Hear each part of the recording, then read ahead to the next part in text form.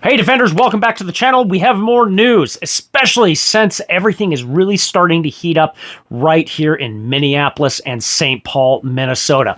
And for those of you that haven't been following, or if your head's been under a rock, there has been a lot of things going down and pertaining to taxpayers' money and to the tunes of billions of dollars being defrauded to the Minnesota citizens.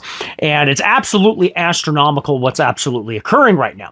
What's going down, for those of you that aren't aware, is a Medicaid scam that has defrauded the Minnesota taxpayers of billions of dollars that's being funded and sent overseas to fund the Somali terrorist organization Al-Shabaab. This is on top of the Feed Our Future scandal, which has implicated the Somali community in Minneapolis, as well as multiple restaurants posing as those part of the COVID Feed Our Future organization was funneling money to themselves and defrauding not only federal funds from COVID funding, but affecting in general money that the state had also for COVID relief.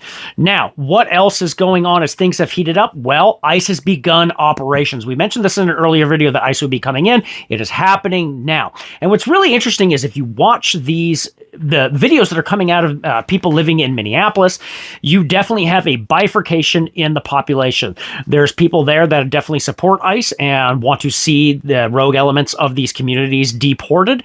And you also have those that are preventing ICE from doing their jobs or being a general nuisance.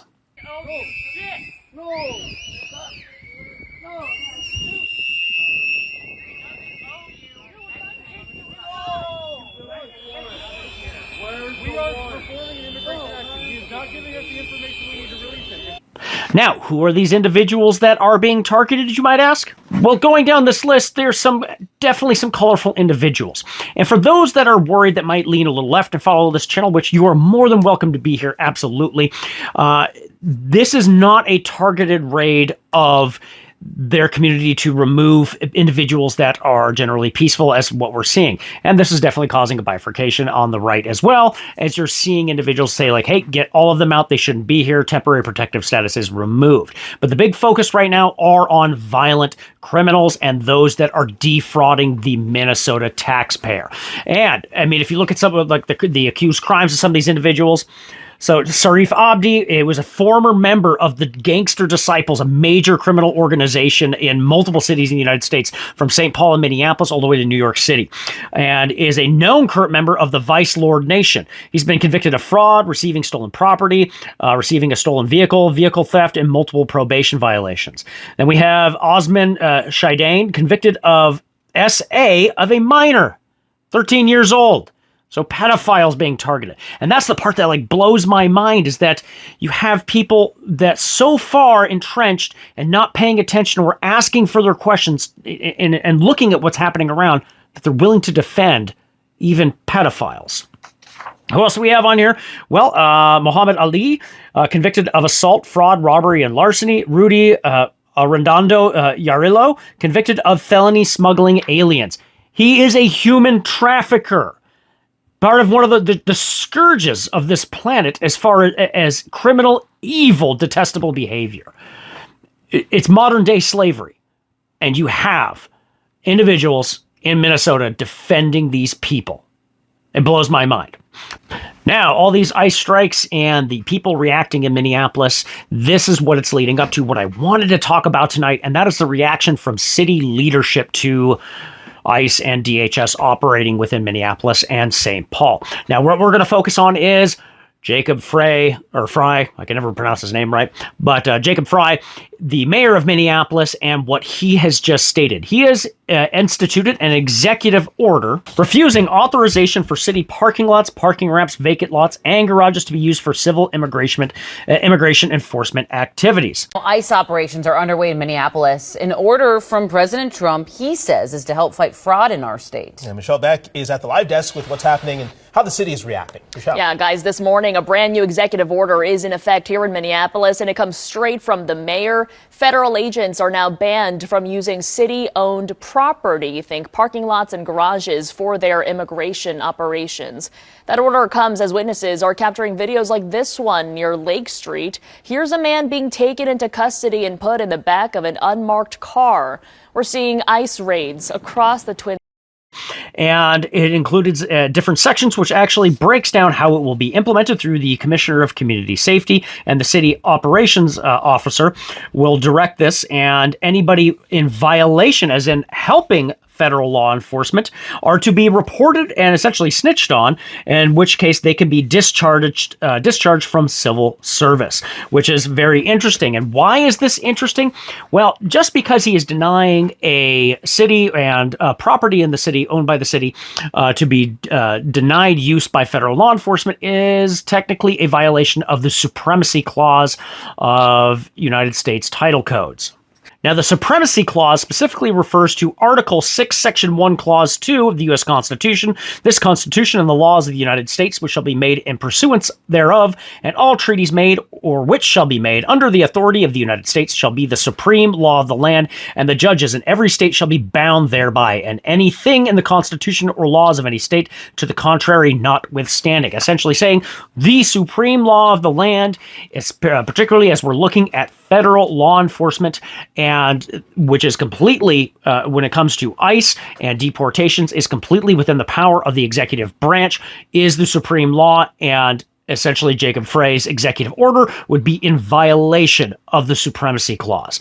So this is further civil conflict that's occurring between states in particular that don't want to play ball, and or any civil worker for that matter, in federal state governments that don't want to play ball because they hate the Trump administration so much that they will not cooperate with federal law enforcement. And the big reason why is because particularly for Minnesota, for Jacob Frey, is that Minnesota is the Somali community in Minnesota is a huge voting base for Mayor Frey and for the rest of the DFL in Minnesota. Now, you might ask, well, if a lot of them are illegal, how are they going to be able to vote? Now, some of them are U.S. citizens and are naturalized and can vote, and that is a problem, particularly when they vote one way, when they've been defrauding an organization for so long, and the Minnesota taxpayers, they're essentially bought and paid for voting block. But what about those that are illegal, you might ask? Well, we've covered this too. This last year, Governor Walz signed legislation allowing the illegal immigrants in the state of Minnesota to receive driver's license, in which case the director for voting in Minnesota, the director of elections, has stated that they will be able to vote because as soon as you get a driver's license in Minnesota, you are registered to vote in Minnesota. So this will be a voting block. So we give driver's licenses to anyone here. You don't have to be a citizen. You don't have to, which is a photo ID. So if someone comes in, they register, they have the driver's license, but they have an incorrect social or no social or whatever. So then they become incomplete. But if they walk in to vote with their driver's license, does that make them all of a sudden now okay? Mr. Linnell. Madam Chair, so the designation on the roster for someone whose registration had been incomplete, if they present the election judge with that acceptable identification document, that would clear the challenge from the roster and they would be permitted to cast a ballot. It entrenches the DFL position into these major metropolitan areas and the rest of the state, essentially turning it into a one-party state, despite the majority of the counties in Minnesota being deeply red because they want nothing to do with the insanity that's happening here in Minnesota. That is the big why. In addition to, I believe all this fraud that's occurring absolutely goes all the way up to higher members of the Walz administration. Hence why you're seeing a lot of deflecting. And this is opinion. Keep that in mind at this point. This is my conjecture that there's no way, since this has been going on for decades, that Walz would not be aware of all this fraud and not be on the take. In fact, I would dare say this even goes back to Governor Dayton before that as well, particularly when Dayton didn't actually seek re-election and essentially stepped over and allowed Walz to then run himself. But that's more of a deep dive I think I need to do for myself before I talk anymore on that. Again, that's just opinion at this point. So what's the big thing? Mayor Frey is in violation of the U.S. Supremacy Clause and how that is going to bring conflict with the federal government and Minneapolis. And of course, we're going to be looking at St. Paul and the rest of the state as well, particularly with the governor not really wanting to play ball when he now has the U.S. Treasury Department investigating him in connection with all of the fraud and scams that have been happening in this state. And Minnesota is a hotbed right now. And I would even dare say that Minnesota is probably not even the worst state for fraud. You look at places like California, where it's been going on for so long, where they've spent billions upon billions of dollars on a high-speed train system that has never broken ground. Wonder what happened to that money, right? And all the things that are in the take on that, I don't even think Minnesota's would even be the worst compared to like New York, Illinois, or Washington State or Oregon.